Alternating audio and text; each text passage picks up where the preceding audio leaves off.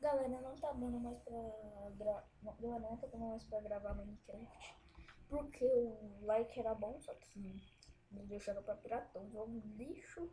Eu me parei falido. Like Kids é a mesma merda, né? Como sempre. Longo eu não curto nada. Então não, simplesmente não tem mais o que gravar. Eu vou tentar ir atrás de outros servers pra jogar melhor. Só que não dá. Só que tem Husky e cara de relog. Isso é muito ruim, mano. O povo fica filho de uma puta que fica revogando aí, vai tomar no cu. Não dá nem pra jogar mais. Empire eu não consigo entrar. Se entrar agora é porque eu tô gravando. Não dá, só tem server de lixo aqui, esse acaba. Toma. Tá muito ruim o Minecraft, mano. Ninguém cria um server legal. E tem uns servers legais, tem um server melhor, pirata ainda do que o Like Kids. Não, Like Kids é uma bosta, já acabou Like Kids. O Pandora só tem hack e uns mods que não faz nada o dia inteiro.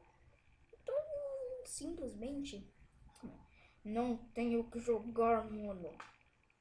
Eu vou jogar o quintão, velho. O Skyward Hypixel é pior, você vê uns caras voando aí aleatório. E o mod dando vista grossa pra eles. Eu vou arranjar outra coisa pra gravar, galera. Eu juro pra vocês. Então, né, esse foi o vídeo, né? Que bosta. Eu vou tentar postar as 4 também pra ficar legal. Então, falou, galera.